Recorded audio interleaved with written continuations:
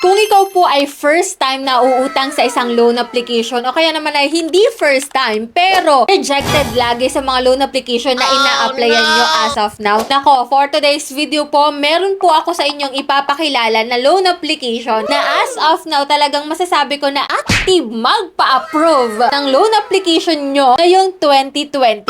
Kasi as of now guys meron po akong current loan dito which is 6,600 na po ang offer niya sa akin. Pero kung ikaw naman ay first time, huwag kang mag-aalala guys. Hindi ito 7 days to pay at hindi rin maliit yung pinapautang niya. From 1,500 to 3,500 po kaagad ang offer ng loan application na to. Hindi ka na rin guys mamomroblema sa bayaran kasi installment basis rin itong loan app na to. And ngayon nga, kung sa requirements naman, hindi ka po mahihirapang mag-apply kasi one valid ID lang po ang kailangan mo para makautang ka dito. So no need ng payslip, no need na rin ng other documents. Pero syempre, bago yon, check mo muna kung okay para sa'yo yung interest at service fee na ibabawas niya. Kasi dito guys, i-share ko po sa inyo yung 6,600 pesos na offer niya na po sa akin ngayon. Magkano ba ang marireceive ko sa 6,600? At magkano ba yung interest at service fee na ibabawas niya? Kaya kung interesado ka na malaman at gusto mo po ng mga gantong video, please consider to subscribe to my channel and please turn on the notification bell para updated kayo sa mga latest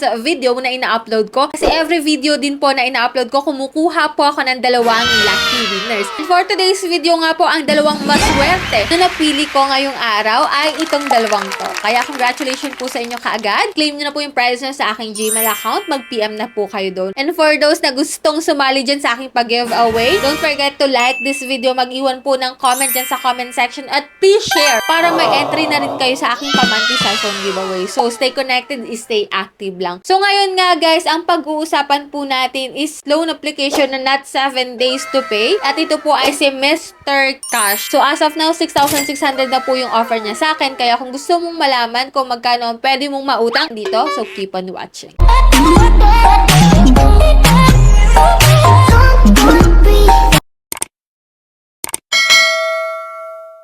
Disclaimer lang no guys, hindi po sponsored tong video natin at hindi rin po ako agent at promoter nito. So itong video na to guys ay hindi ko kayo pinupush na umutang dito kaagad-agad without knowing kung magkano yung interest na ibabawas, magkano yung mauutang mo at syempre hanggang kailan siya babayaran. Pero ito nga pong si Mr. Cash ay hindi na pang 7 days to pay, kaya hindi ka na rin problema talaga. At ito po ay available sa Google Play Store, pwede nyo po siyang ma-download doon. And kung makikita nyo nga guys, isa na rin to guys sa trusted na utangan rin talaga. Kasi as of now, meron po tong 56,000 reviews at 4.6 stars. So, si Mr. Cash po is under ng E-Generation Lending Corporation. So, pwede ka pong makapag-loan dito ng up to 50,000 pesos. So, siya po ay flexible installment billing. Ito nga guys, no, meron po akong current loan dito, which is magbabayad nga po ako ng 1,457 pesos. So, ang due date ko po is March 13, 2026 at hindi po ako naka-receive dito ng harassment So, nagta-text lang po sila at nagko-calls na due date ko na nga daw po. So, yun po yung malaking improvement trend na nakita ko dito kay Mr. Cash. Kaya kung kayo po ay nakakaranas pa rin ng harassment kay Mr. Cash, comment nyo po dyan sa baba at i-share nyo yung experience nyo guys. And ito nga guys, after ko po mabayaran itong 1,457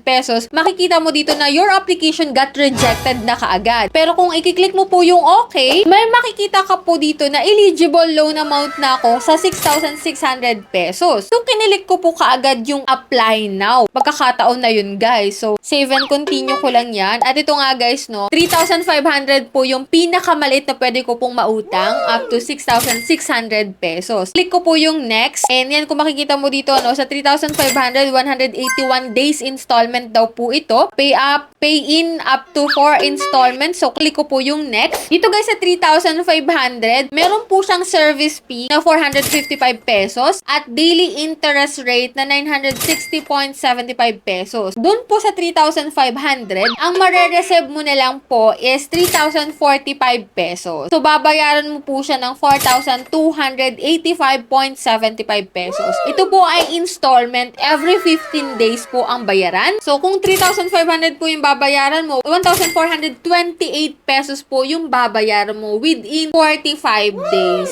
No? And yan nga po, kung 6,600 naman yan po yung pipiliin mo. So, meron po siyang service fee na 858 pesos. So, interest rate na 1,811.70 pesos. Kaya, sa 6,600 pesos, ang mare-receive mo po is 5,742 pesos. Ang total repayment mo po doon is 8,081.70 pesos. Within 45 days, guys, ang babayaran mo po is kada 15 days is 2,693 pesos. Kaya kung kukumputin po natin ha, kung ang re-receive mo po sa 6,600 is 5,742 pesos na lang, ilalas natin siya guys sa 8,081 pesos. So, meron po siyang service fee at interest rate na 2,339 pesos within 45 days. So, kung i-divide natin to guys sa 45 days, bali pumapatak po na 52 pesos po every day ang magiging interest ng 6,600 na inutang mo po dito kay Mr. Cash. So, let me know your opinion kung malaki ba or hindi